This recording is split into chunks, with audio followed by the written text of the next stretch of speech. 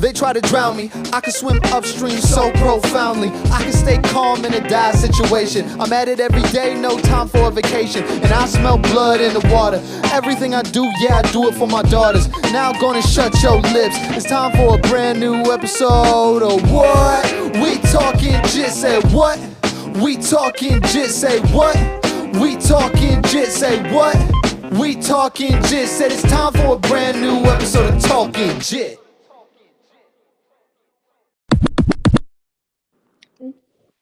Hello. How are you? Good. How are you doing, Jen? I'm great. How are you? So far, so good. And David's in here. What's up, buddy? What's up, man? It's the first time I linked 3 people. I'm surprised it went that smooth. Well, there you go. What a great start. It's a Christmas miracle, It's a Thanksgiving miracle. Thanksgiving miracle. There you go. How are you beautiful folks today? Very good. Just hit up the sauna. Yeah, man, that thing looked awesome. I was like totally jealous. Yeah, man. Welcome to come anytime. Although you did miss the gym today, which was kind of like a sauna. I know because Andy and I practiced this morning, and he sat on my knee, and now I can't bend it, and so I decided to skip Not the hurt one. the hard one. Oh, man. Hope you Yeah, bounce back. he fucked me up. So Andy, if you're listening, a lot of resentment in my heart for you. And Jen, I just met you the other night. Well, re-met you the other night. Right. How are things going with you? What's new? So much, Well, things are going okay. Yes. Depends what. right? Oh, yeah? Is David misbehaving? Oh, Davis is always behaving. I made the right choice. So, yeah. Nothing There you concerning go. his behavior. Boom! It's probably because I'm on. Because what? It's because I'm I'm not going on. to comment on that. Oh, I got you. Well, to everyone listening at home, this is David and Jenn Molo. They are, obviously, if you can't tell, a very happy couple. David's been on here a few times, and his wife was at a Friendsgiving, and we got to talking, and I felt like she had a lot of very interesting conversation that we could very easily have on the channel. So I appreciate you taking the time to do this. Thank you for having me. Absolutely. I can do a quick intro if you want. Yeah, go ahead, man. You're way better than I am. Yeah, I mean, so you and I talked a bunch of times, and I think, we've kind of gone in depth about, the business, the life of running a business, all those things. And, while all that sounds great and, feels like, somebody who is kind of self-made and put it all together, they say behind every great man is a great woman. And so Woohoo! and so, she's been kind of instrumental in, helping me put all of the stuff together that I've built. And, one of the things that I like temperamentally is things, and I'm not very good with people, and she is the opposite. And so we kind of make a great partnership in that regard. And therefore, what I lack in people, I basically all learned from her. And so Would you call it like a yin and yang type thing? Yeah. That's cool. That's a good way of putting it. Well, it definitely sounds great 20 years later, but the path itself, it's interesting, it's challenging, it's but looking back, it's definitely worth it. We are true believers that two better than one, so let's be partners in addition to being spouses, and the more the better. So it's definitely a teamwork. That's Yep. beautiful. What Yeah. what would you say, just because you guys sound pretty happy, but you say, sounds like there was some work, what would you say the challenges were? Well, let's start from the very beginning. First of all, we grew up as kids of immigrants. We lived in different countries, we've seen different things. So, the way we think might be slightly different. So, we kind of like adjusting to different things. And together, again, depends, as immigrants, as people who at some point were foreign and still are. Let's say, to me, English is my third language, so I would like to, apologize in advance if I make a mistake. Please do not judge me. It is my third language. So uh, growing as couple, growing as professionals, growing as parents, growing as human beings, growing as citizens, it's definitely better to do it together than, one by one. So once you realize anything is done, is better to do it together, so let's combine. And that was the hardest thing, to kind of figure out who we are, Yeah. And so you guys are kind of both taking on a challenge together. Yeah, I would say so. That's cool. Where did you guys meet? Or how did you meet? I think my husband will tell a better story. Ooh, David, hot Mine, seat. mine side is very emotional. Okay, so I'm gonna start. I was born in Soviet Union. When I was after I graduated 8th grade, my family immigrated to Israel, and that's where I grew up. And I have a close friend of mine. We used to serve together in military, and she moved to Wisconsin, and I came to be her maid of honor at her wedding. And that's how I met my husband. Almost, yeah. Why don't you go ahead, David? Uh-oh, did we lose him? Well, you got, Yeah, I guess. we Yeah, lost him. so yeah, I came here like literally for a couple of weeks, and I have some long relatives here that I was supposed to visit, and then David was a good friend of him. So back then I was 21 and David was 22. 2 weeks later, I went back to Israel. He told me that he will come and visit me. I said, ha ha ha, of course. And he did 3 months later. And I'm talking about before Skype, before everything. So we had to pay for phone calls and stuff. And I So, came to, yeah, he came in, he proposed. And a year later, after all my papers were done, I came here. And now we're talking 20 years later. wow, that's So we awesome. did not date. He's definitely a go-getter. Like in Yes, business and and everything, he definitely goes and you gets what he know, wants. and it's definitely a very good quality, one of the one that I admire in him. So it's like someone who is sees the target but doesn't see an obstacle. You know what I'm saying? Yes. All right, Well, I'm yeah. back. Okay. Yeah, you're definitely a problem solver, David. Anytime I talk to you, even if it's with sarcasm, you go straight to the you solve the problem right away. Hey, man, I learned it from the best, and that's Yeah. Jen. Oh, really? It's No. like it's funny. One of the challenges we used to have back in the day is like whenever we had an argument, I needed time to go sleep, and she needed to have the argument right away so we can get out of the way and basically move on with our lives.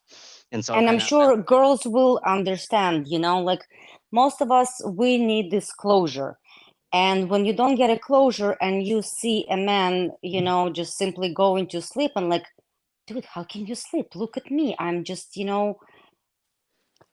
and dealing with all this, just explaining, okay, why is it so important for me to get the closure? Why isn't he understanding, like what I'm going through? And you need to realize, okay, well, the bottom line, who am I, what I want, and who is here, with me, another human being, and what he wants, and how can we combine it together so it works the way we want it to work. I But feel like in order to figure that out, we need to, first of all, to determine what we actually want. yeah, and I feel like a lot of couples. It's interesting you're saying this because I feel like almost every couple I know has the person who wants to solve the argument right then and there, and the person who wants to walk away and I guess like David sleep it off. In yep. my relationship, I'm always the one who wants to get closure. Brittany's the one who always wants to let it go and kind of let it wear down. It's I wonder if that's more common in male or female, those traits. No, it depends on your personality, and that's what we're born with. I Gotcha. don't think you can put a gender over it. Gotcha. It's just interesting because you'll be talking to other. I have had the experience of talking to other couples, and they always. There seems like it's very common to have the one that walks away and the one that wants it Well, we buried. always attract an opposite, it's like a battery. There should be plus and minus in order to get a connection. Two pluses won't work, so as two minuses. It's always should be an opposite. This is the only way to connect. So, it's impossible to have a long-term couple where there are two introverts or two extroverts. It has to be an introvert and an extrovert. This is the way nature works. So, like that's how you start. But, subconsciously, we just pick that person who fits us without actually understanding. But Why do you think it is? Why are we attracted to the opposite? Is it like, do you think it's because it's something we don't have, so it's almost like a fear of missing out, or do you think it's more of like, you feel fulfilled with what you do have, so you're seeking what you don't have? Does that make any sense? Well, first of all, it's Mother Nature. This is the way we are. That's the way it works. That's the way psychology works. I don't think it's anything, fear involved. It's just, we attract, our subconscious attracts to another person's subconscious, like we can realize it, we cannot realize it, and yet that's what happens. So, simple question, simple answer, Mother Nature. That's the way we are. It's just But how finding the proper person out of the whole crowd, that's a different story. So finding the next person out of the crowd, or finding the proper person in the crowd. Proper person, not just any person. Do you know what steps to take, or do you have any advice on what steps to take, or is that just a trial and error phase? Well, you definitely need to start from understanding yourself, first of all, before we start, like, okay, what type of partner, what type of friend do we need? We need to ask ourselves, what do we actually want? What's our goal in life? How do we see ourselves? So I would definitely recommend to start exploring yourself first. And once some people it takes, some people are just they know what they want, and they know what type of love they are looking for. And I always felt jealous, like just certain people, they always knew what they wanted to do. But my number one recommendation, start exploring yourself. And once you know more or less, ideally more, then you can move to looking, okay, so what am I missing here then? What do you mean by exploring yourself? Like how would exploring? Okay, well, there are certain things that we need, certain things that basically we live in a certain society that tells us what to do, and sometimes over time we're not really sure where is something that we truly believe and where is something that it's not actually necessary, or like basically your bias, basically something that your in inner personality. Okay. Because a lot of people are actually having difficulties. What do you actually want? How is it important to have a family? Well, yes, it's important to have a family. We all know that. But to you specifically as a human being, how is it important to you? Do you actually feel like being a father or mother will fulfill it? If yes, amazing. If not, that's also good. There is no right or wrong answer here. But like, how do you see yourself? Do you see yourself, in a career, in a professional career? So you need the person who will support that. Do you planning to do like multiple things, or you just in the process? So we live in a very confused time, and a lot of people are just simply confused. David, are you moving or breathing into your phone or something? Can you guys hear me or no? Yeah, Yes. It sound like Oh, you're good shit. breathing. Okay. Yeah. No, I'm outside. There's a nice breeze over here. Oh yeah. Yeah. Yeah, it is a very nice night. I am breathing. I'm still fuming at Andy over there on the inside. We're gonna make it very clear throughout this that Yeah, I know. you I'll feel send him some the type of recording way. too, so you can listen to this whole thing. Let's before we get too far, I wanted to circle back to you got disconnected, but she said you could better tell the story. The story of how we met. Correct. Oh yeah. So she gave you kind of a short version of it, or a G-rated version. So I basically had a good friend, and he was like, "Hey, my cousin is coming to town," and she's like, "I've never met her,"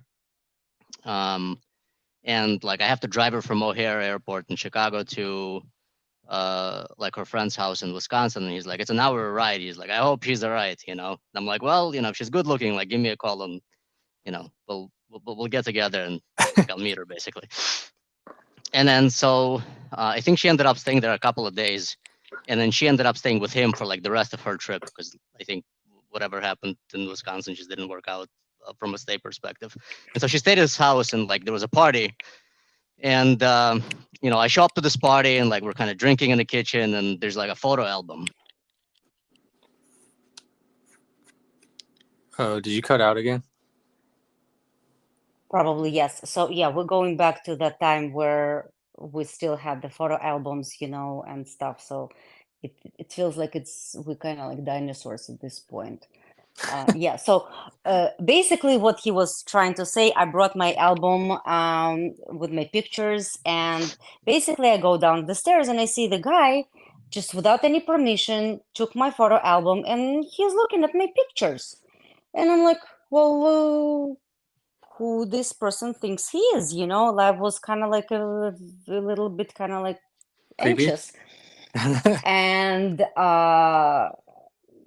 little did I know that this guy will end up being my husband and the father of my kids. So yeah, I mean, I was very skeptical. I'll tell you the truth. I was very skeptical.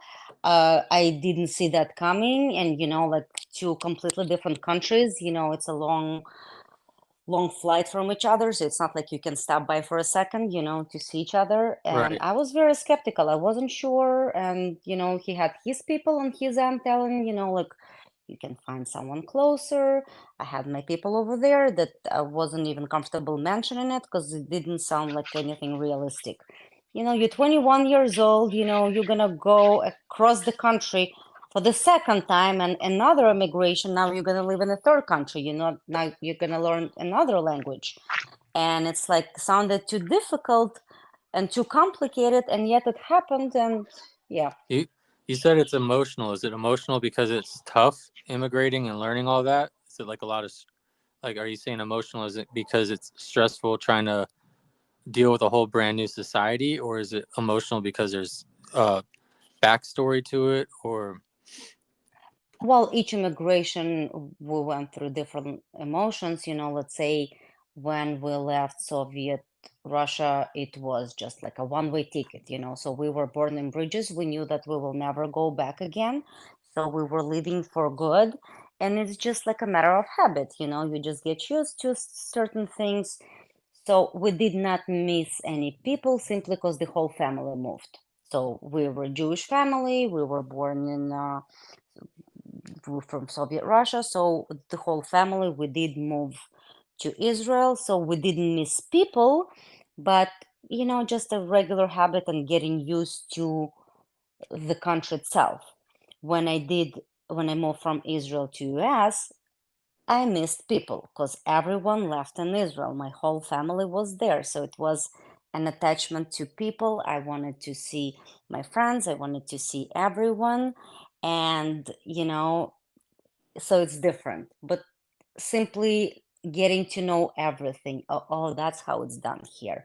Oh, okay, that's what it is. Okay, it takes time and just getting used to how two people react, how two people think, and of course you miss your family. That's understandable, I think. Of course. I see a lot of the guys at the gym we have that are from different areas, like whether it's, we got some people from Costa Rica, Brazil, all sorts of different countries. And a lot of them don't speak full English yet. And you can I've always thought they're very patient because the language barrier itself, just that by itself seems like it'd be hard enough, to Right.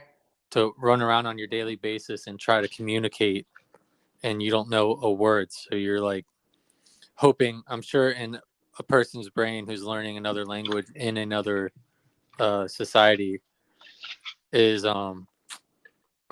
what's the word I'm looking for, is always trying to make sure they're using words correctly and not incorrectly, not trying to offend people or ask where the bathroom is and end up jumped or robbed. Mm-hmm. Where's David from? I don't know if he's back in or not. David is also from the Soviet Union, but it's Belarusia, which is Minsk. So, like geographically, we were born very far away from each other, even though we speak the same language. But again, Jewish family, back in the 90s, as soon as they open up the Iron Curtain, we all left one-way ticket, without knowing what to expect. So yes, his family, we could have, we had two countries. Either you live to Israel or to US. My family moved to Israel. My husband's family moved to here to US. So what made you guys leave? I know you're saying Soviet. If you notice, a lot of Americans aren't very educated on anything other than really America or what's on the news. But what made you guys basically get a one-way ticket to leave? Oh, number one reason is safety. It was Safety. never safe for Jews to be on that soil because, and I'm not talking about, like, let's say it's really hard to get in for our generation, for my parents' generation, even like to get into university or to get a good career or just simply, like not being called in names for who you are. So number one reason, of course, it's safety. You don't want to be different. You don't want anyone to put you down. You don't want anyone to spit on you, so it's kind of like, yeah, you just leave. This is the main reason why most of, Jewish families left during 90s. And again, Iron Curtain, it was closed. We could not leave country for many years, and as soon as they opened it up, it's just Yep. Probably Can you just guys can you guys hear me? yeah, I can yes, hear we you. can. Oh shit, I'm back. All right. No, we actually left for different reasons. I don't know if you want to get into that, Jen, or not, because Well, when I we wasn't left. sure because I mean I don't know how long time do we have. That's why I didn't want to expand Oh it no, too. no, Oh no, we have as long as we need to. as long as you want, and if there's anything you're uncomfortable with, just let me know. Yeah, yeah. Oh no, we're Yeah, comfortable with everything. It's just the time thing. Okay. yeah. So we left for different reasons. My family left because it was basically they opened up the borders in the 90s, when essentially right before Russia fell or Soviet Union fell, and then so a lot of Jews just kind of bounced. So there's like a lot of people in the States from late 80s to early 90s when they opened up the borders. But Jen left for a different reason. She left actually way later. I mean, if you want to get into that. It wasn't way later. I mean, if they open up in 90s, we left in 96. Well, in addition to all that, my dad was a businessman during that time, and it was a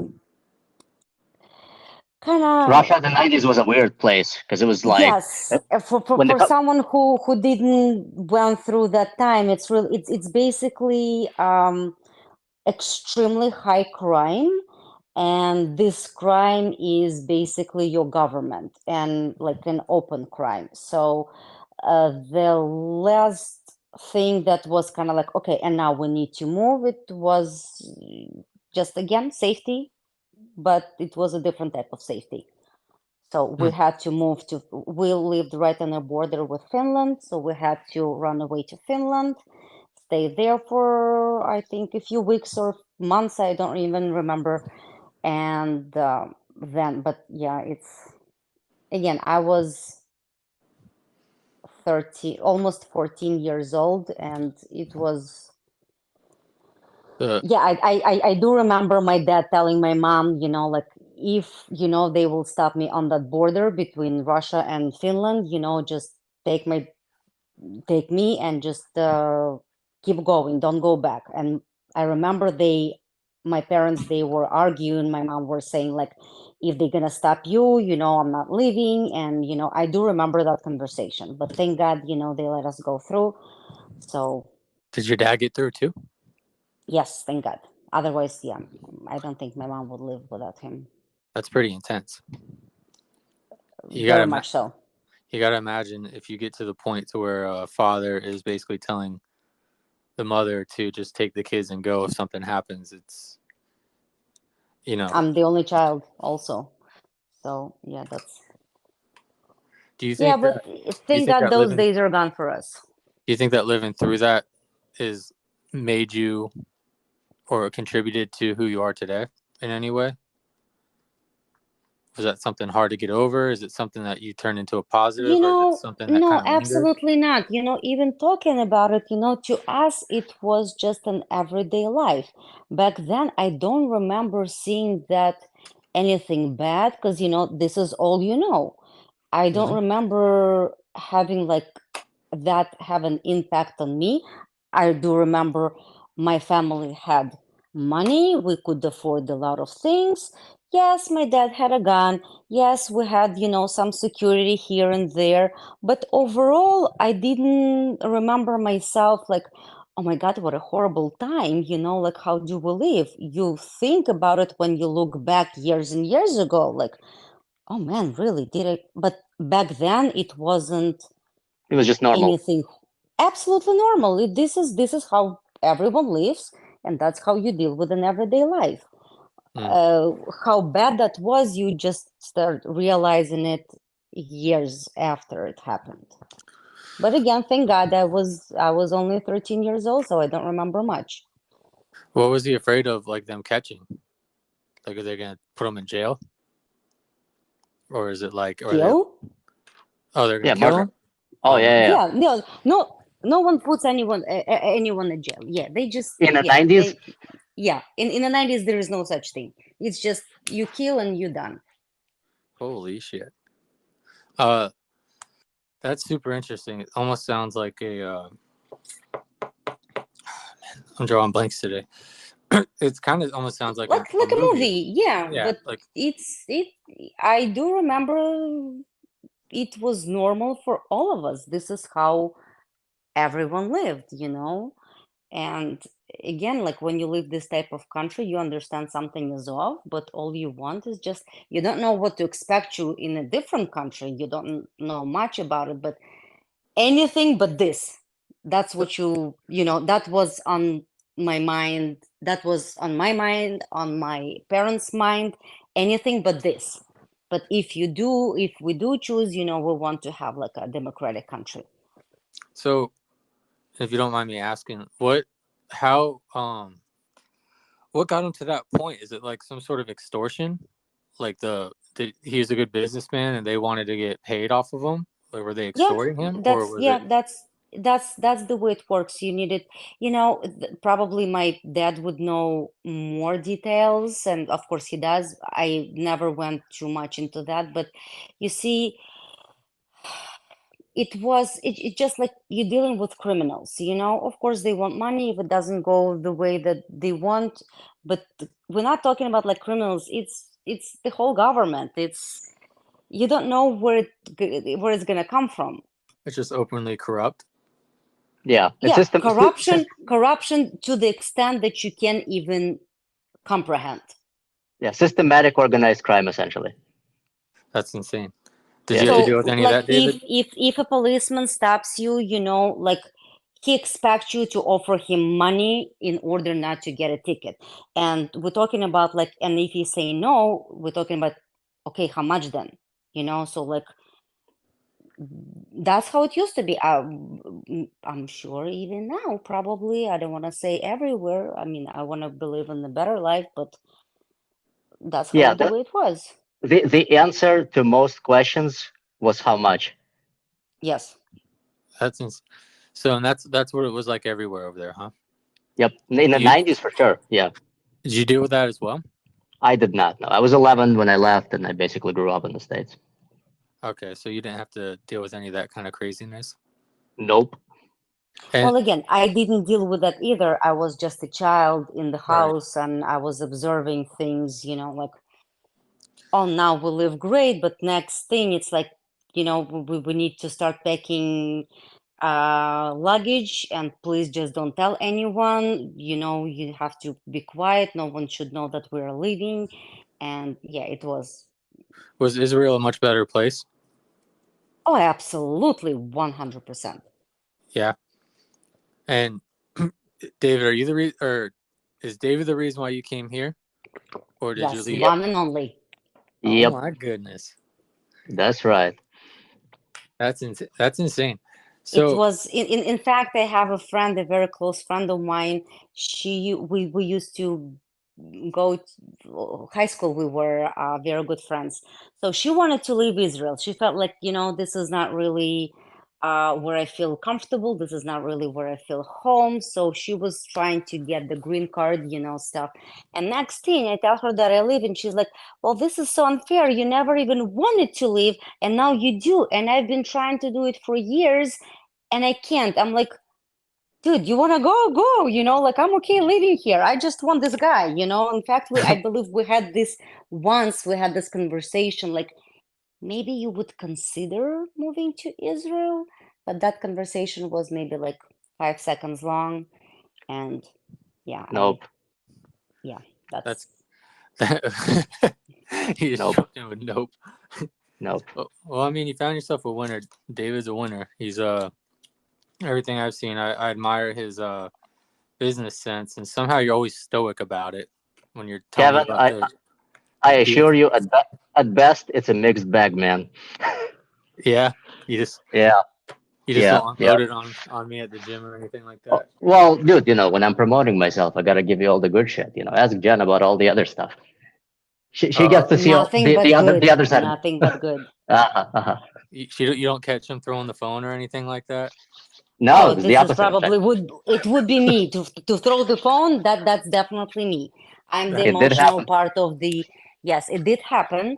Yes, and it was like, well, again, Middle East, again, I grew up in Middle East, so we react differently to the way you guys, and we have very less of the personal space apparently when we talk to each other, because it was one of the first obstacles that I remember. I don't know if you remember, David, Tell me when I about do. I, this. Tell me you about do. this. So, Yeah. are you getting angry and getting up in his face? And David's like, "What the hell's going on?" No, no, no. That's the It's just picture in like a my head. personal space. When you talk to a person, there is like a space where you live between each other. So moving from Middle East, apparently my space between two people was closer than it's accepted for you guys. And my husband would always say, like, a step back, staying too You're too close to close that to people when person. you talk. Too Yeah, close, too close. I'm like, what do you mean too close? Like, we need I'm right personal here. space. So, like these type of things, I'm like, personal space, what are you talking about? So It's that was, funny how like certain things like that, because that's one of my pet peeves is like and for me, I mean, I don't really deal with it most like too often, but it's usually like a couple guys at work or something, when they come and talk to you and their face has to be like right next to your face when they talk. You can almost like feel their breath coming off of them. And that's like always like hey man, out of my bubble, out of my bubble. I need to breathe. Like I just need to feel like I can breathe when I'm having a conversation with someone. That's just me personally.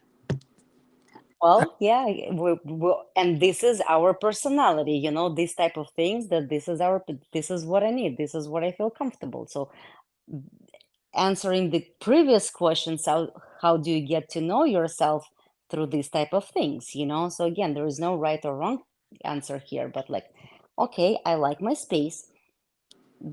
How much do you like, like, do you like this big or more, so this is how you figure yourself out, And or like I always like to cuddle no matter what. I need someone who would touch me, but again, answering the previous question. but so you're talking about temperament a lot. What got you so interested in temperament? Is it just something that you picked up on? Is it something you study a lot? Well, I always interested in psychology. I was always curious in that particular field, and I was reading a lot. I was exploring a lot of things, like I needed to see it myself how it all works, because I mean, we have our brain and it's a very complex thing. So let's kind of like see what's going on there and how we behave and how everything works. It was just a very peculiar topic for me to begin with. I was always interested in that, and that's what I went to study. And it was just interesting for me and beneficial in addition. Is that your favorite part of psychology, or your favorite psychology you've studied yet? Well, it's a puzzle. There are many, many pieces, and then you start like combining like this piece to this, and then you get your insight. It's like, oh, that's exactly what I was looking for. This is exactly the answer to this. Yeah, The process of, talking to people and exploring them and just helping them answering the question to themselves it's interesting. David, what would you say is your biggest lesson she's given you with this stuff? Because you were Oh saying man, at the party, she's helped you realize a lot. yeah, it's you know she made me realize that um, that people are a lot more interesting than things. Although I do like things still.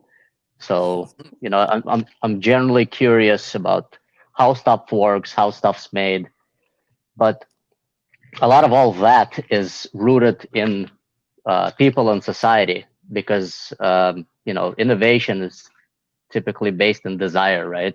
People want to achieve certain things, people want to do certain things, and from that perspective, my interest in psychology has pretty much always been functional. It's like, what will help me achieve my goal, and how can I potentially persuade people or work the situation uh, that will help me, that will at least not have people interfere in me achieving the goal, but at best helping me achieve the goal.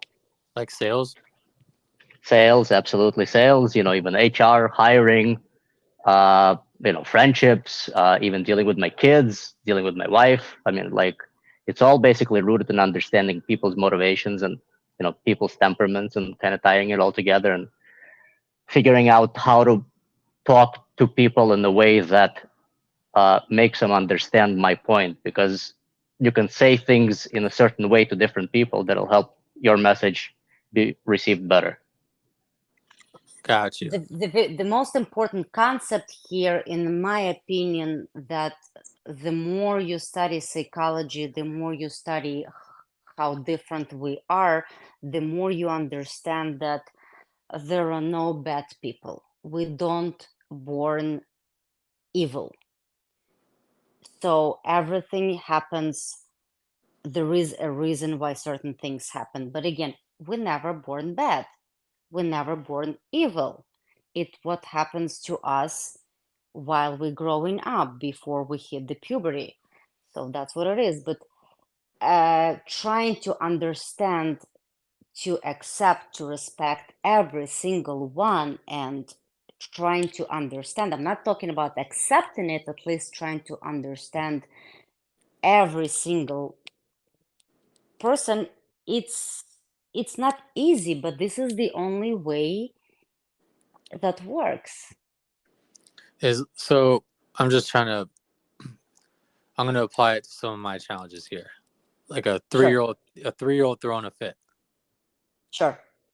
So you would suggest or say it's better for me to learn kind of what she's going through and how her mind is processing, which would in turn warrant me to have a better reaction to it, It's like both. it's more It's efficient. first of all, it's an education for parents to understand a child. So it's more of, talking through certain things with parents. But we think child is doing something because of whatever reason, but it's actually our behavior that can cause it. And I'm not saying it's a wrong behavior, but it might be a wrong behavior for this particular child. Maybe for his sibling, that will work, but for him, not necessarily. And it's like a formula in mathematics, you just like, okay, you have your parents, they are this type of personalities. Then you look at the child and you try and, okay, here, take his time, like give him time, to do whatever they need to do. If they don't listen to you, please do not control them.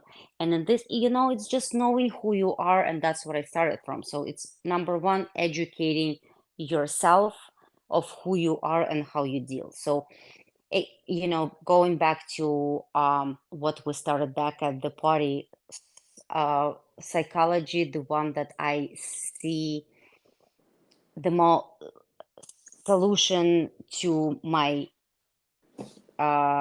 things that I'm looking answers is Freud psychology. Freud, that's, he was the first one who started, and now we have it in the third generation, discovering all the things. So there are basically 8 types of people, um, 8 types of personality, and we all depend on each other. And the only way we can survive is when there are all 8 of us, all 8 of these personalities, which is all of us. We need to somehow learn to work together, to exist together, and we need each other. There is no one who is more important than another. We are all equally important.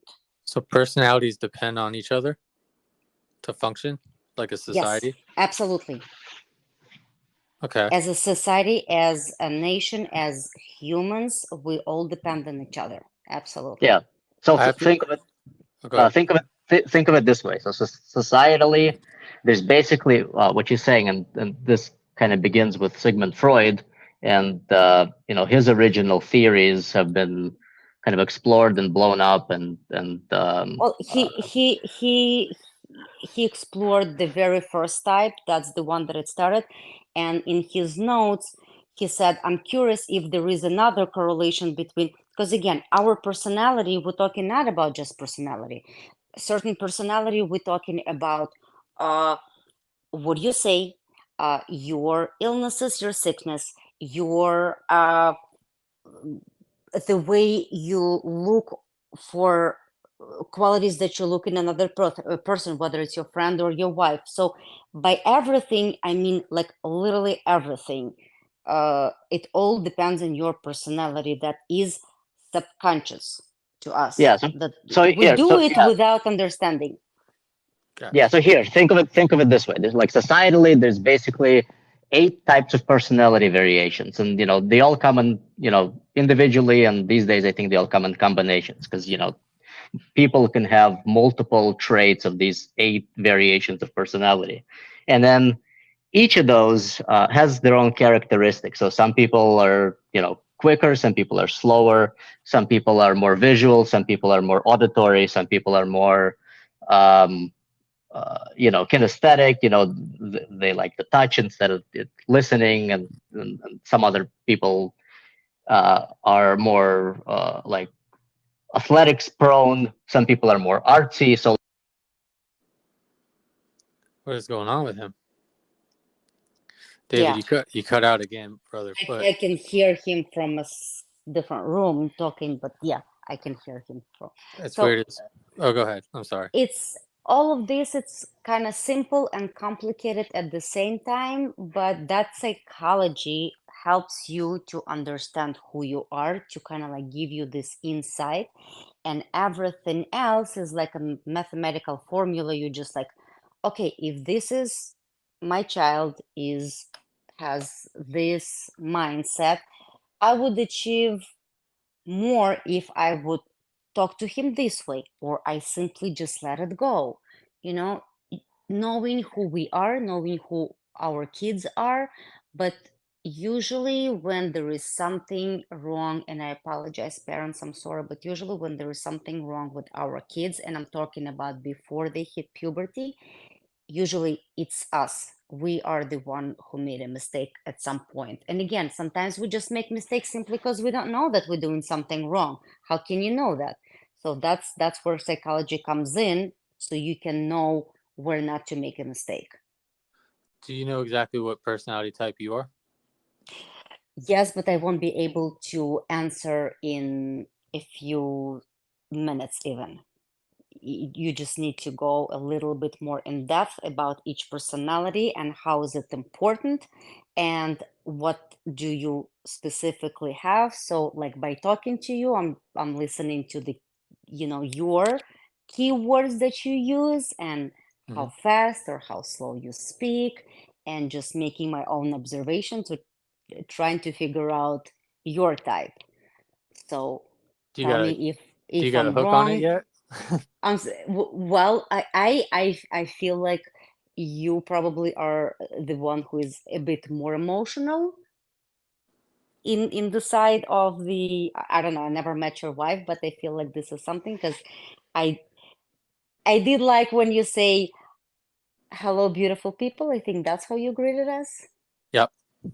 And that word beautiful, usually people with, unless this is something that you say on a regular basis, but usually people with a visuals mindset Traits. Yep. traits. Thank you. Yeah, David's back. that's Yep. David is back. Yay. But yeah, this is gonna open up a bag of worms. I bet Brittany and I are gonna be going back and forth. I gotta just take the test you sent me, David. I Maybe her and I could do that tonight or tomorrow. But I don't I don't know. Do you got more to it? Have you analyzed I anything else? have I'm I have interested. a lot of it, but again, we're talking about hours of conversation.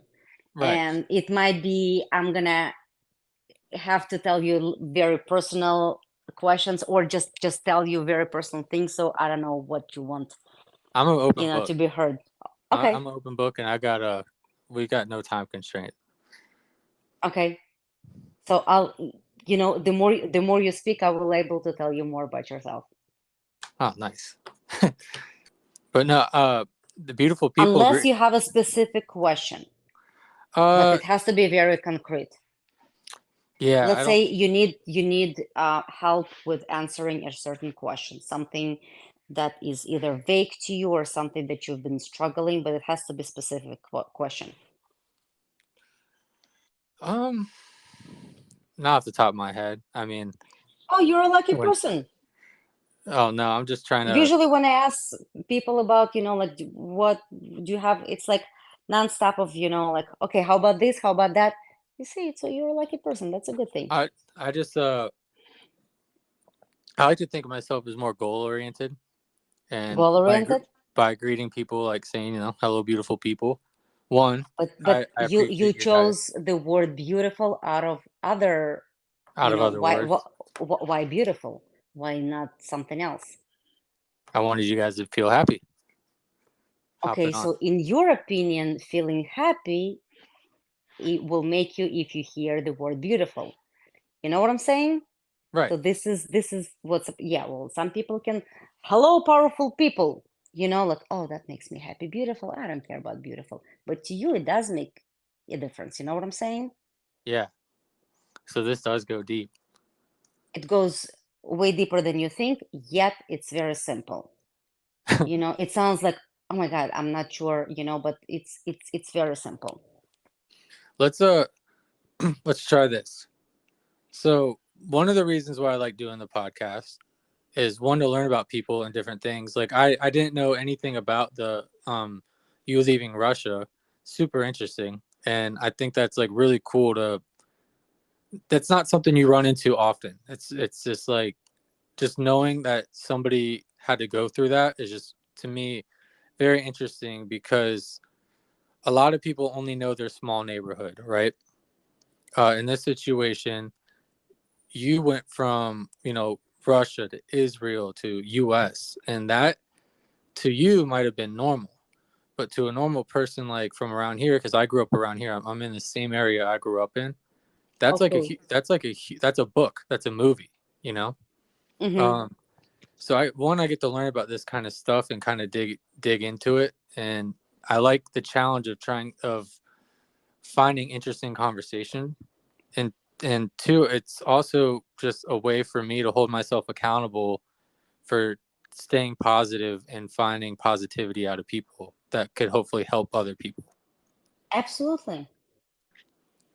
Yeah, so if you want, I can tell you a little bit more about my life in Israel. Let's say it's very different from life in other countries. I mean, we are a very small country, so it's mandatory for girls to serve in army right after high school. So as soon as we're done with high school, we have 3 years for boys and 2 years for girls to serve in the army. And you did ask me what had an impact on me. I would say that was these 2 years that mm, helped me understand myself better. Because, first you just mama's girl, only child, and next thing you're just on your own and like, oh, welcome an adulthood life.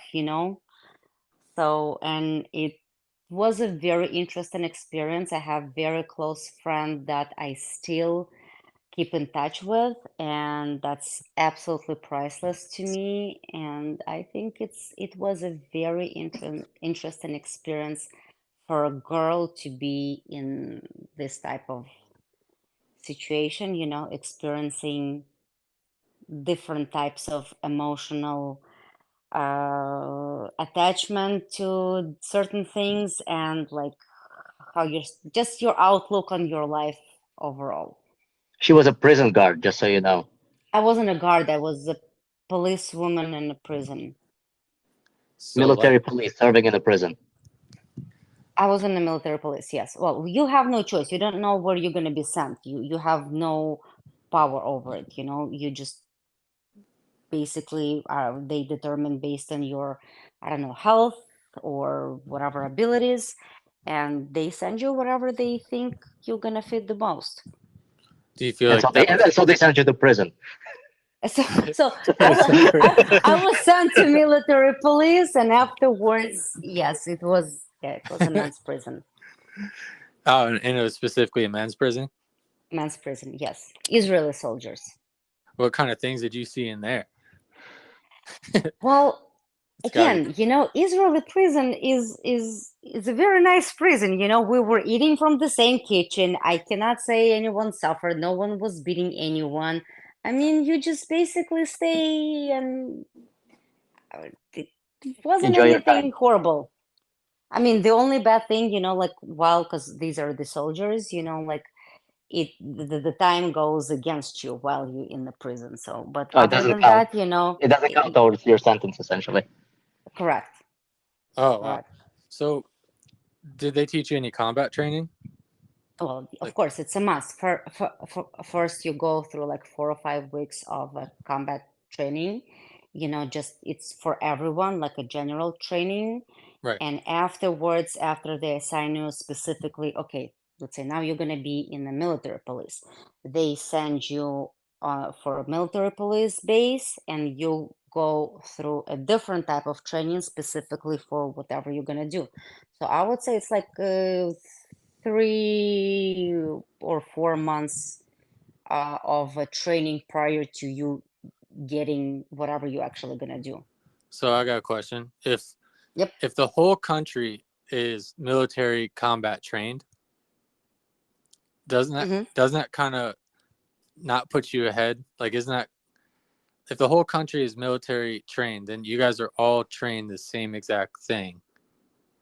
So if you're guarding people who are military trained the same exact way you're military trained, doesn't that seem kind of like counterintuitive? Does that make sense? Not really. Could you expand on that? Yes. Okay. So like, say I was building in say let's say I had a group of 10 people, Okay. and I trained them all 3 weeks of jiu-jitsu. Sure.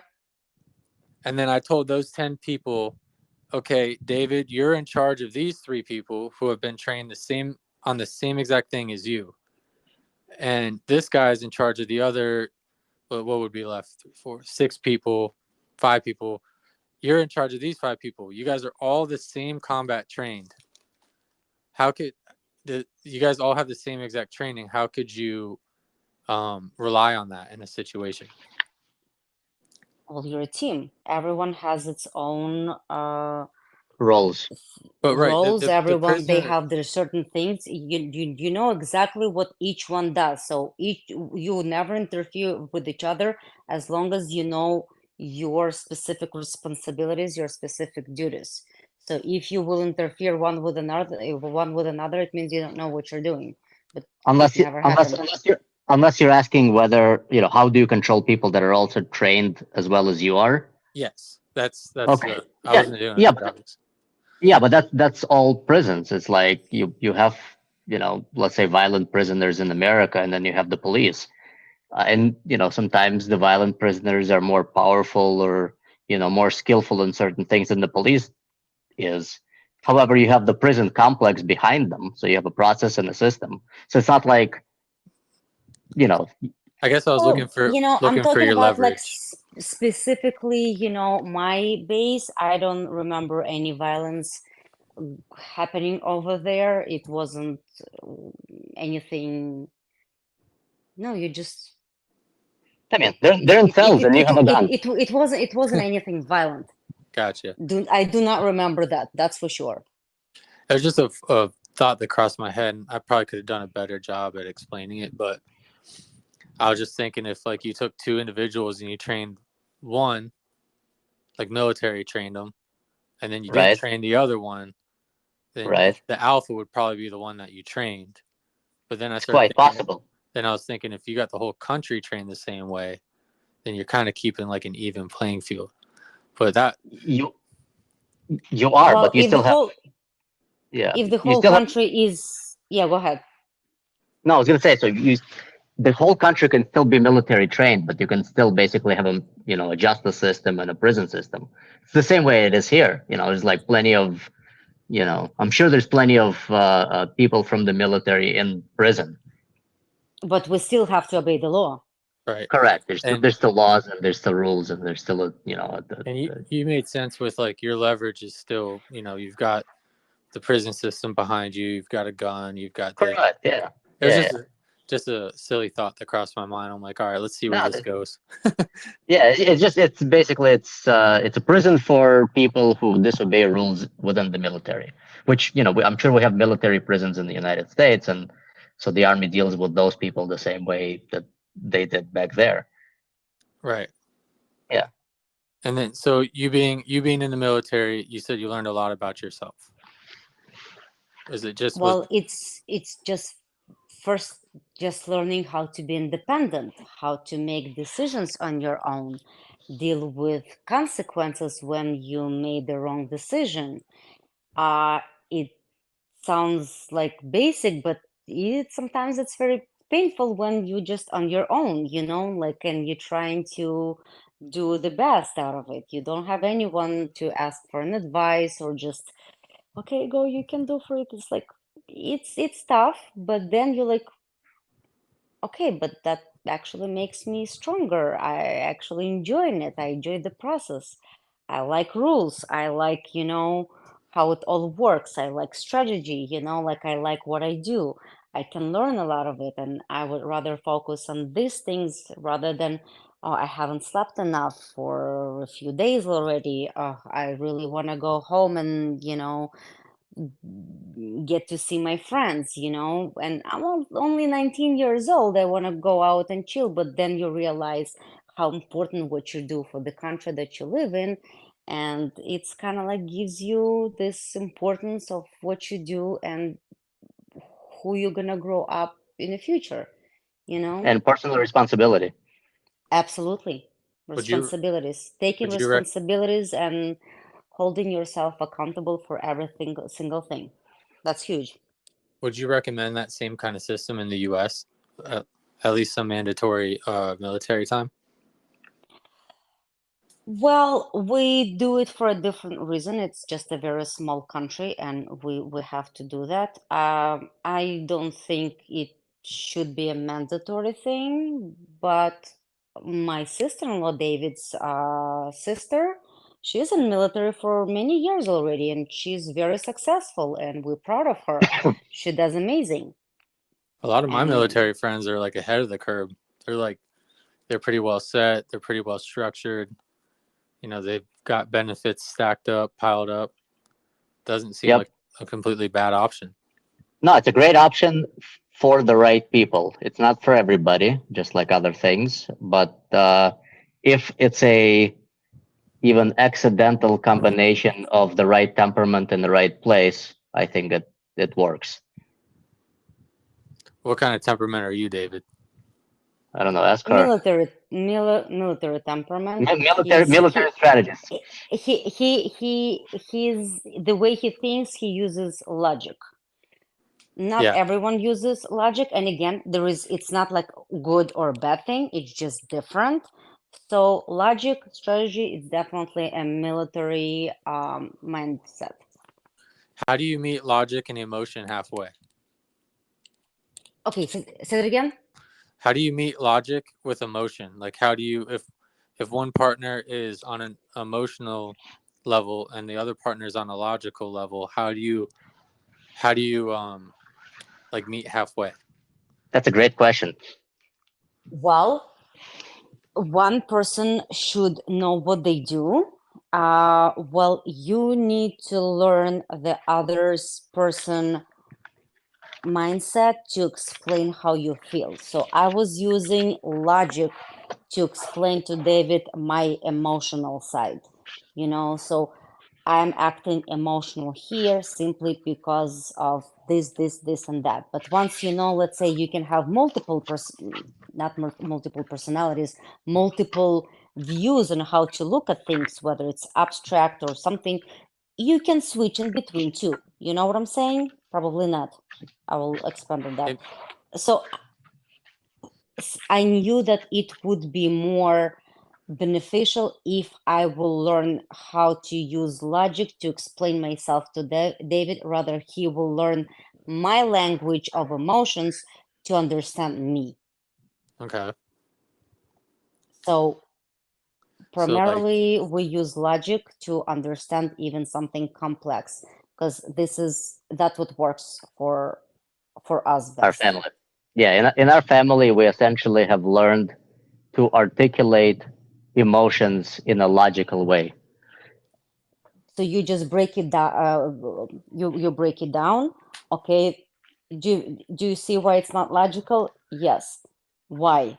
True. There is no need to stress over it because this. And once you break it down, you can control even emotional things with logic. So like words psychology is an answer to anything. like words like I understand where you're coming from, but would that be like a good intro to from someone who's logical talking The to word a person who's up emotional? until you got to the word but is no, it just you have to explain there is no but, because but is you're right, but no, we're But you're both wrong. right. Okay. We're both right, that's the thing. I'm right and he is right, but we look at the same thing through different lenses, and it's not like, dude, you need to switch to my lens. It's like, okay, we're looking at the same thing, but your lens will show you this picture and my lens will show this picture, and we're gonna start arguing about this thing, but at the end of the day it's all the same thing. So for the people at home who I'm sure deal with this, because I feel like this is super common, Speak to each what would other. you The more the better. Just sit down and talk it over. so It can be communication. painful, it can be emotional. As long as you talk, this is the main key. Talk about, there are no little things. Babe, I feel like, you did this, and that. I feel kind of like uncomfortable with this. I have some hard feelings. please, let's talk it over. There is like something I feel, I don't want to go to sleep, having these hard feelings. Please, I need it right now to sit down. Let's talk it over. The more, the better. As long as both sides are interested, it's only through talking. There is no other way.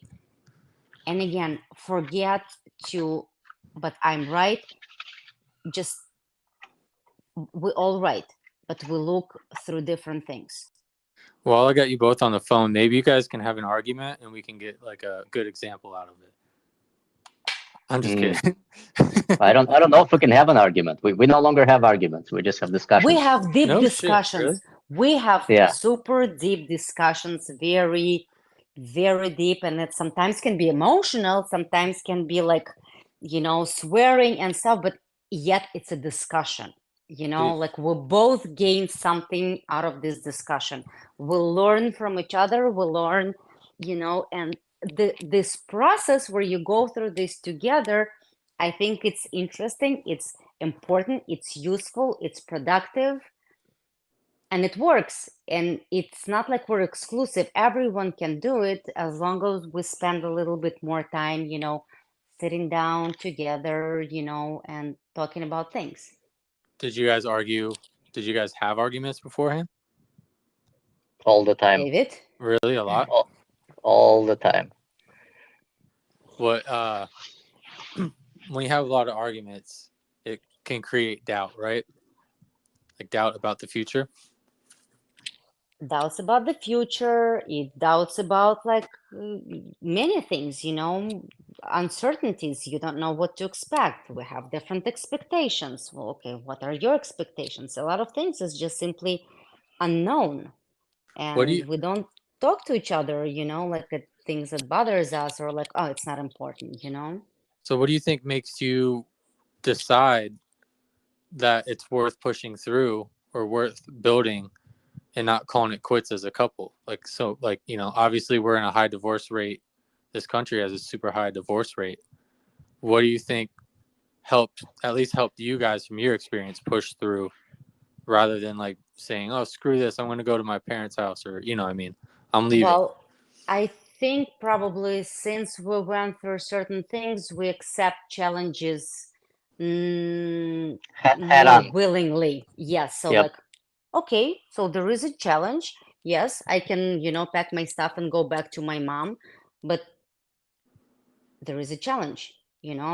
It's not natural for me to give up. So, okay, so it's going to be harder, but I want to, like I'm not going to give up on any challenge, or like certain challenges I'm not willing to give up, at least yet.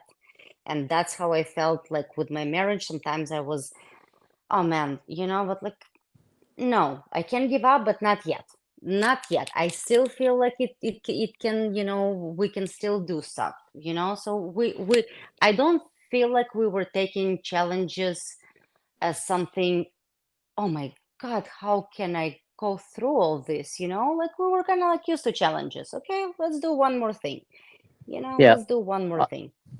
I'll tell you this: unless you are definitely sure you're with somebody who's pathological, anything is workable. You know what I'm saying? Absolutely. It's like, unless somebody in that relationship is like sick or has got issues of some like hate towards you that like unreconcilable, anything is workable. It's like, what's And the you worst need to that'll start from happen? yourself. You need to start from Yeah. yourself. It's Correct. never the partner. It's start from yourself. It's Like you. The problem is you, Kevin. I'm always the problem. Yep. Don't you see that when we circle up and ask questions? I'll tell you this: as far as you're concerned, you're always the problem. As far as I'm concerned, I'm always the problem. I see what you're saying. I thought you were throwing shade at me. Nope. And this is exactly, let's say we're having, okay, let's make up something. We're having a conversation and we are disagreeing on certain things. Okay, so I'm thinking, is it possible, logic, right? We're using logic. Is it possible that I can be wrong? Of course, it's possible. It's logical. So tell me, maybe I'm wrong, explain me. So you don't say just, oh no, you know nothing, listen to what I have to say. explain it to me. Maybe you're right. I just don't see it. I just don't understand it. But give your partner a chance to at least understand, explain why he feels, why he did the way he did, and like keep in mind that there is at least one chance that you could have done something different. And very hard not to start blaming someone else. This is the most natural thing for us to do. Oh no, it's not me, of course. It's never me. Come on, it's always someone else. But think about, maybe it is you, and maybe you can improve your whole life by just this relationship. Or maybe you will understand, what, there is absolutely no point of trying here. It's just dead end. I'm gonna stop wasting my time. There is nothing wrong with her or with him, but I'm just the wrong person. And just thank you for everything and just move on. So I'm not saying every situation is different. All depends who we are and what we're trying to achieve, what we're trying to pursue, your personal goals. You basically have to, Accountability. yeah. Well, you also figure out, you have to figure out what you want, because you Right. both can be the right people. You could be right people in the wrong seats. Just sometimes things happen where like your needs can't be met in this relationship. So you kind of have to know yourself before you can have a conversation like that with other people. And so what I do, I will help you to ask yourself proper question in order to understand yourself different, to understand yourself properly. I can ask you a certain, because like when you ask someone, okay, so tell me about yourself, who you are. It's like, uh, um, what do people are confused. They don't know what to say. I'm a That's too mom, or broad. I'm this. But okay, like more specific. But again, people are having a hard time explaining who they are and what they actually think. Not what their mother taught them to think, but what they actually think. Or what Right. they actually want. And what they actually want. And I would help just to ask proper questions. I think accountability is one of the best traits I like worked on. It took me a while to figure that out, but instead of blaming other people and other stuff on things, just the action of just constantly thinking, what could I have done better? What could I have done different? Well, blaming is general is not a productive thing. What do you gain from blaming? Right. Technically nothing. So to people who are using logic, it's a waste of time. Why would I do that? With Blaming, accountability comes growth. so like, okay, I'm just gonna do my part. But blaming or being upset with something, of course you can help in it, but it's just like things that are simply not productive. It doesn't bring you to a better place either. It's like you can leave that person and you can still have the same problems with the next person, just because you don't understand your own sort of needs. Oh yeah, And that's also another, hint, not really a hint, but the strategy when we talk about improvement, we always talk about an angle of 180. It's always an opposite. So whatever you're trying to improve, your answer is always going to be an opposite of what you're thinking.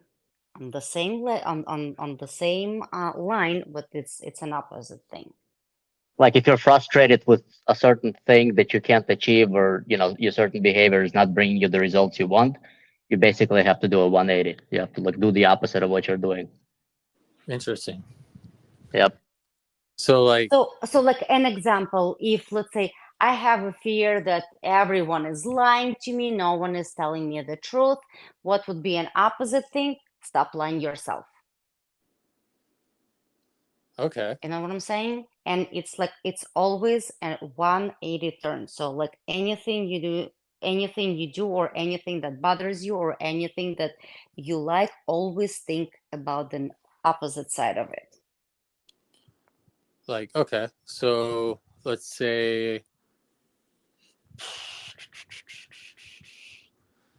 dang, I just lost my train of thought. I keep losing my train of thought tonight. Like anything that, like, again, anything that you would like to improve in a relationship, you know You want your wife to stop yelling at you?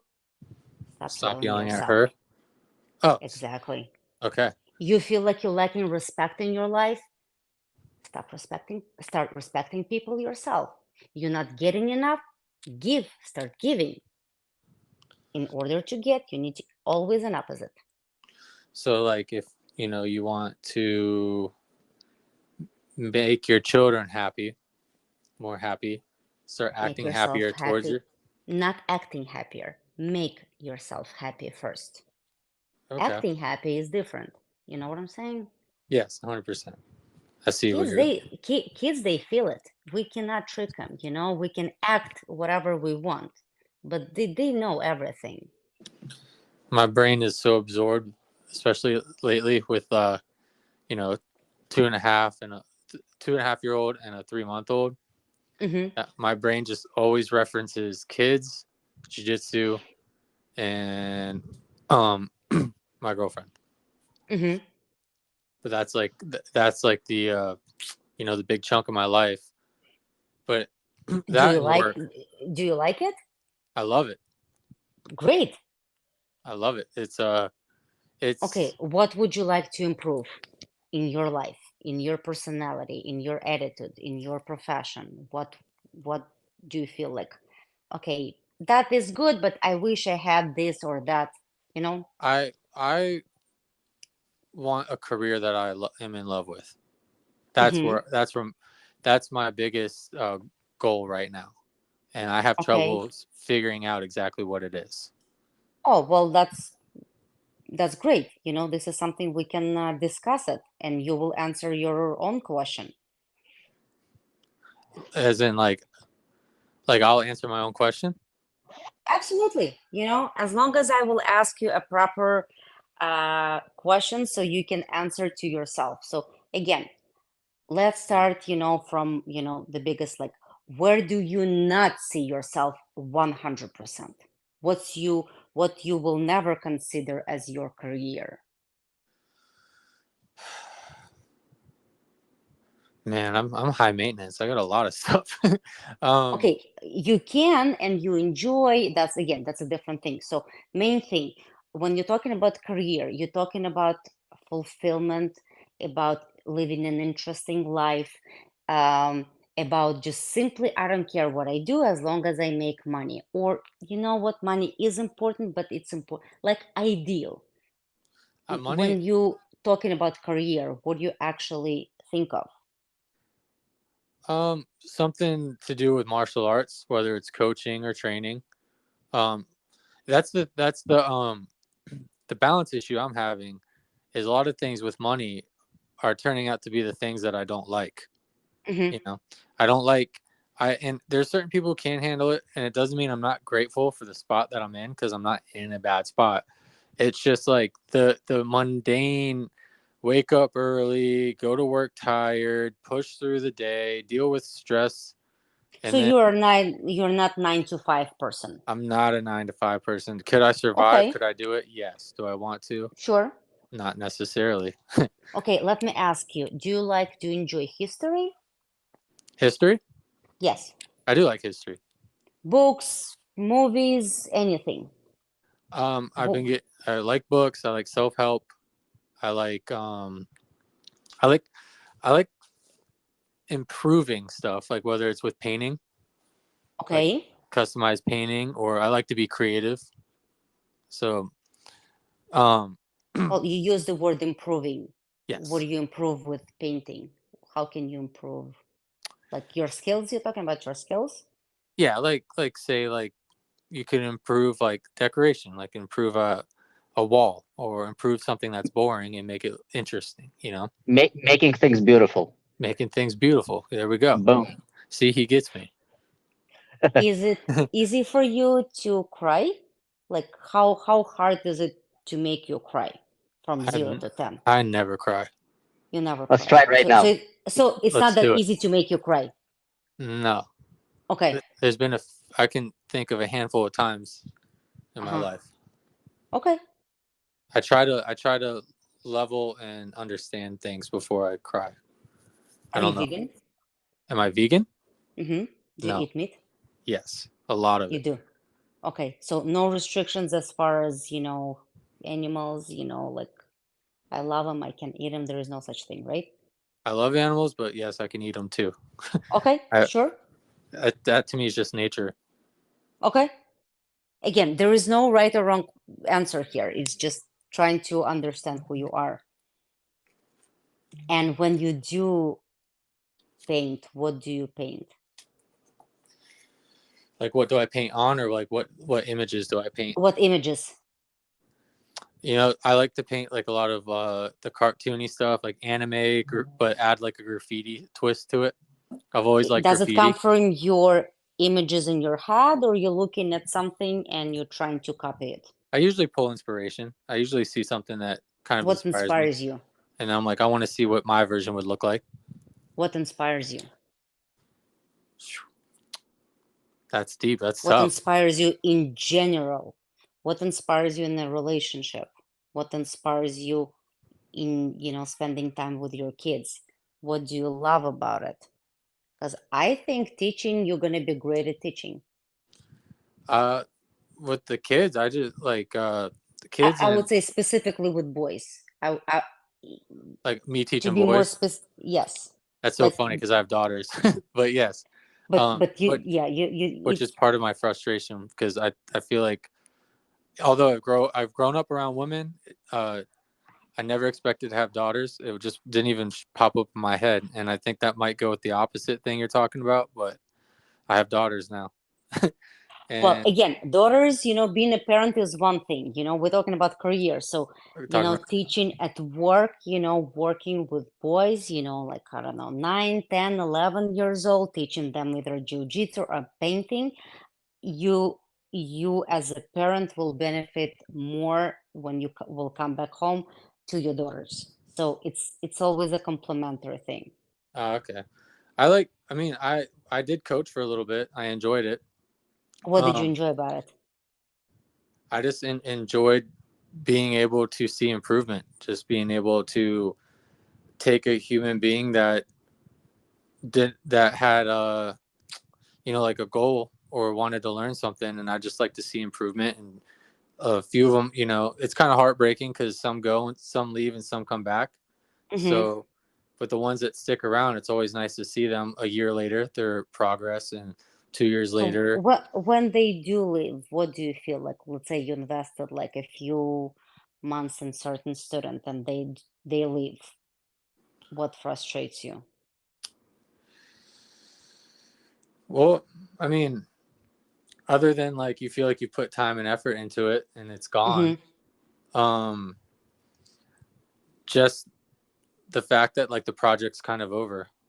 I don't know if that's a Hmm. bad way to put it, but like No, no, no, I understand. Sure. it's almost like a project that is unfinished, a project that like you see potential, especially Hmm. like if you see potential in a youth and So you're like, you man, kind of this like kid, started a project and it feels unfinished to you. it feels unfinished and it feels like there's still so much more that it could have gone. That does Understand. for sure. But I mean, it's part of the game. I tried to concentrate on just like, just treat every kid like as if, you never know, maybe they come back in 5 years, 10 years, Hmm. and then you can work on it again. Maybe it's on pause and not over. So how hard is it for you to switch to like a new student? Because like this is another part of like teaching. Like you Wasn't very hard. wasn't okay. No, when kids came in the class, I and I know we're talking about kids mostly. I would honestly love to coach like fighters, like MMA guys who need Hmm. ground coaching because that's my expertise. I think it'd be I think I would love the challenge of teaching them how to dominate an opponent or expose an opponent. It's like, try to analyze somebody and come up Hmm. with a strategy and Hmm. implement the strategy. That would be super fun. I did that with the kids for a little bit, but it's a different level. Hmm. But sorry to circle back to your question. The kids would come in and I just kind of had the same attitude, like this is my class structure, this is how it goes. And kind of like you come in, you stick to the structure, and some of the kids kind of gravitate towards you and you gravitate towards them, and some of them you can tell just kind of show up to pass the time and they leave, and that just Hmm. is what it is, you know. Sometimes kids get older and they figure out that they want to play baseball or soccer, and then you're just like, Absolutely. And we as parents are here to give them this opportunity, just to discover themselves.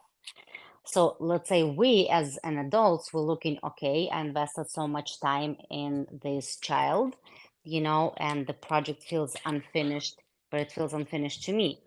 To this child, it may be an opportunity. He did try this type of sport.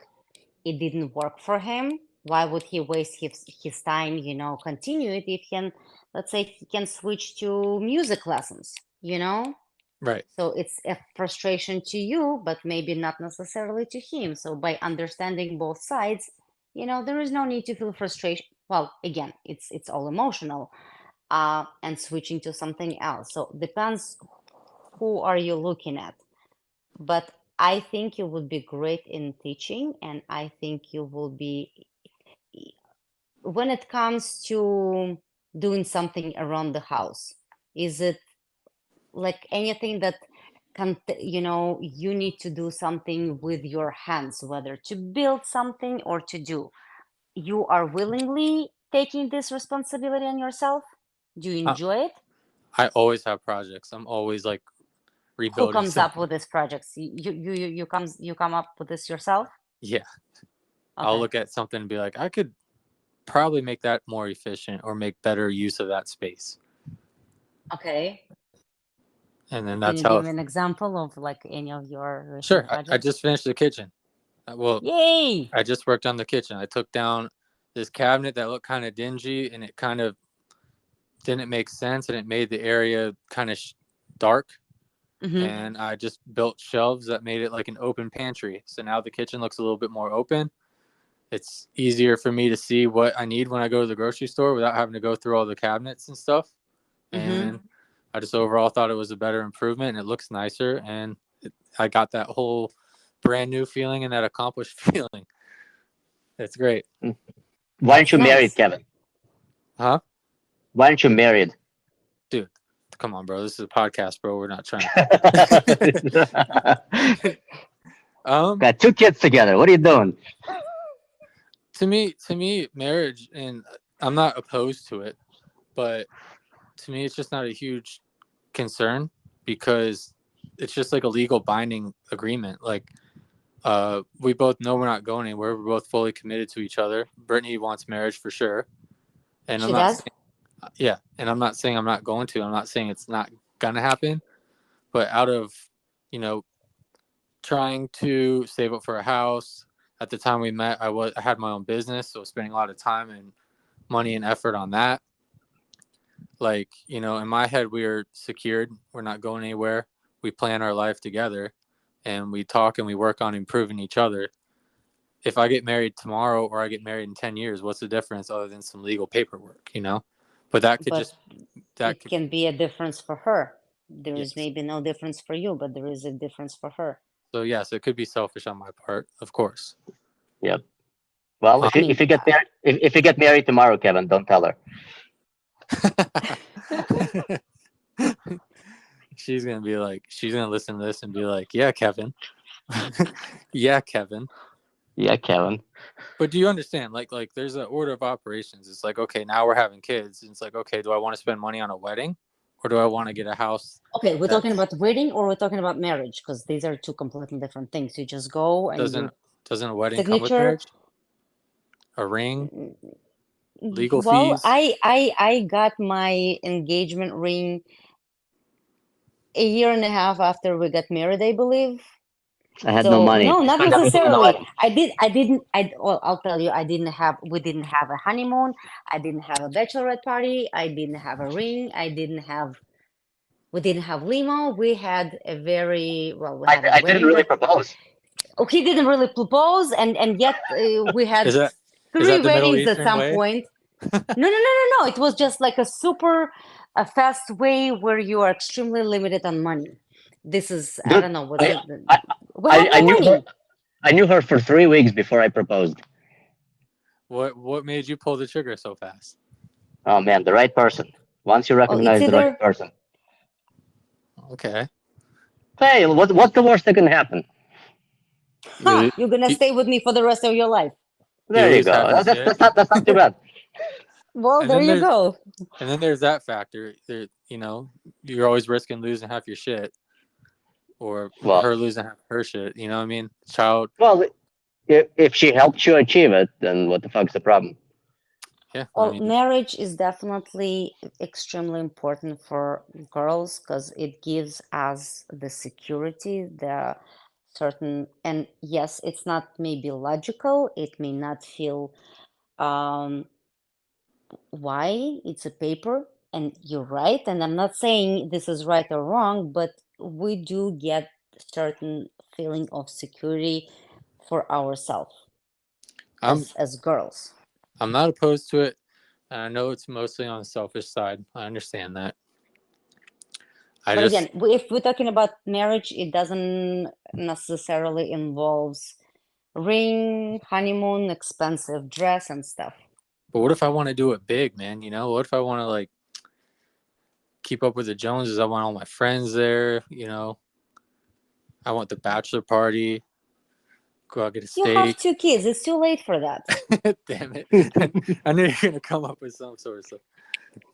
Nah, in all seriousness, I mean, it's not a matter of. It's a matter of when. You Sure. know, they say, Kevin, they say, if shit's not being done, maybe your expectations are too high. So lower your expectations and just get married. What expectations, man? Don't need the wedding. Don't need the big party. Oh, okay, I see what you're saying here. You know what I'm saying? You're like, the reason I'm not doing it is because I don't have enough. I'm not in the proper states. Like, if that's the thinking, nobody's ever ready for anything. It's like Like I said, shit is There is no shit is perfect better than time for perfect. having kids. I'm sure you know that yourself. There is no like, oh, this is a perfect time. Let's have kids now. There is always something happening. There is always something going on. But it's only just for you too. And it's not like we're pushing to get married, or something. But the question that I want to ask, what's the real reason here? the real reason. Mm-hmm. I mean, that's just about it. I mean, it's pretty much that simple in my head. Just I wanted. I think I was thinking of marriage as a big expense and a big, uh, like time and money, like an expense. And I just had like a order of operations, and in my head, I felt comfortable with the fact that we're not going anywhere. We're already committed to each other, so it's a matter of when. And I guess, Mm-hmm. as David stated, or as you guys stated, we had kids. It's not like it's ever the proper time for kids, but you know, I guess like David said, now is as good of a time as any. But it's just out of, trying to buy the place, trying to get set up for kids, find a career, all that kind of stuff. I kind of And put it on the back. again, this is something that we were taught that in order to get married, you need to have a certain amount of money and you need to do this and that. But if you think about it, is it actually about this or is it actually about what you want?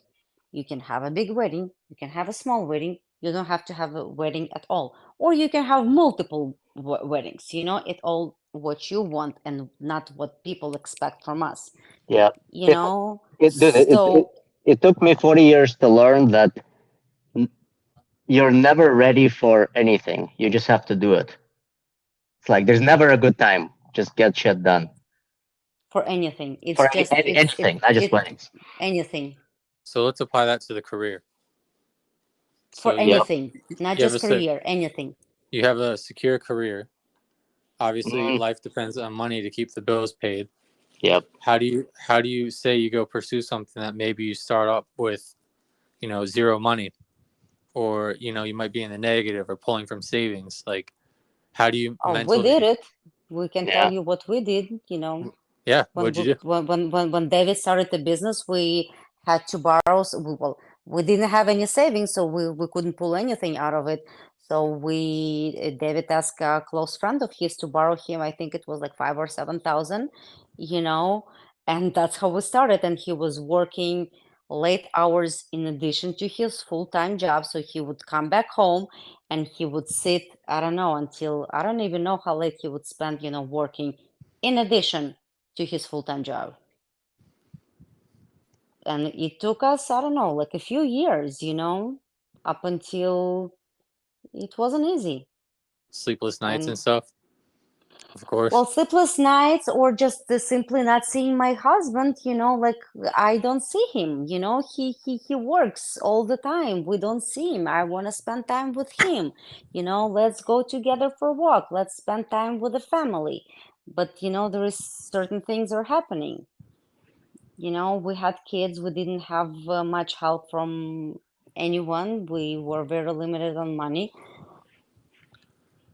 but it shouldn't be stopping you from pursuing what you want. And the right day to start it is today, is now. I love it. I love it. Just not even hesitating or being afraid to take the risk. I mean, what's the I mean, the worst case worst thing that can happen, you're not gonna do it. It's way worse than, okay, this is not the right time. Let's do it on Monday. How about the first of the month, or let's wait until this will settle down. Something is always happening. When? Now, regardless. Just just go and do it. There are some hard feelings. Go sit down, talk it over. You know, don't accuse, don't blame, try to understand another person or try to understand yourself. Don't look for an excuses that, I wasn't able to pursue this career or do this thing because of this and that. Don't think about it like, okay, what I can do to pursue it. Or another question like, do I actually want to do it, or like that's the expectation of people around me, so we always keep coming back to what do you want, who you are, what are your things that actually drive you, what's more important to you than anything else. Just understand who you are, and once you have that established, you'll be answered to you're going to have an answer to any questions. that makes a lot of sense. Spend a lot of time figuring yourself out before you rush yourself into taking on the project of another human. Yeah. Human. Sometimes it takes you taking on that project and failing, or even doing it successfully, but then not getting any pleasure out of it to realize what it is that you actually want. Because it's very difficult to figure out who you are if you're just kind of sitting home, in your own little vacuum. Yes. It's almost like fail forward faster. Absolutely. Fail small and fail often. Fail small and fail often. I like it. Well, we've been at this for like an hour and a half. Have you guys had fun? Have you guys had a lot of fun? Oh, yes, and we definitely need to get together and continue talking. And I feel break like your we have a lot spirits. to discuss. Hey, man, I'm for it, dude. Like, if you want to spend 2 hours breaking me down, I'm fine. She'll do it. She'll do it Well, in 20 minutes. I mean, he'll we don't start have to... and I'll finish. But I would love to meet your partner as well. I haven't seen her yet, but I would love to. That's funny because she was like 10 feet away from me the whole party. Oh, really? Yeah, we had we had the baby and the 2-year-old running around, but you guys were probably like, 10 feet away the whole time. David wow. came over to the dark side. I did. Try to get me back on the wagon. Nice try, brother. Yeah. Well, But I'm gonna I do appreciate the talk, and it's been really insightful. In the lore of Thanksgiving, I just want to say thank you guys. I'm thankful for have you guys as new friends. You it's been a pretty big goal of mine to get myself around good, successful, positive people, because I didn't have a lot of those type of people around me for a while. So hopefully we can continue to hang out, and I can contribute to your lives as well. And I hope that your girls, when they grow up, they're gonna start dancing, because I'm also a dance instructor. Are you really? I am, yes. I'm telling I'm a Brittany. dancer myself, and I'm an instructor, and that's a huge part of my life because I grew up in a dancing family. Both of my parents are dancers, and my mom been an instructor for all her life. So I enjoy teaching myself. Amazing. Yeah, I'm gonna definitely tell Brittany. I'm sure she'll be happy to hear that. But you guys, I appreciate it. Thank you so much. Reach out sometime soon, and we'll definitely get together. Thank you, for Kevin. having As me. always, good talk, man. I appreciate you guys. Holla. Bye bye. I think the podcast is fucking sick. If you're listening to it and you're like, I don't know if I want to listen to the next episode of this podcast, you're probably a bitch ass. You need to listen to the next episode of this podcast and keep listening to it. Because my friends down here are trying to make shit happen. And we're going to make some shit happen.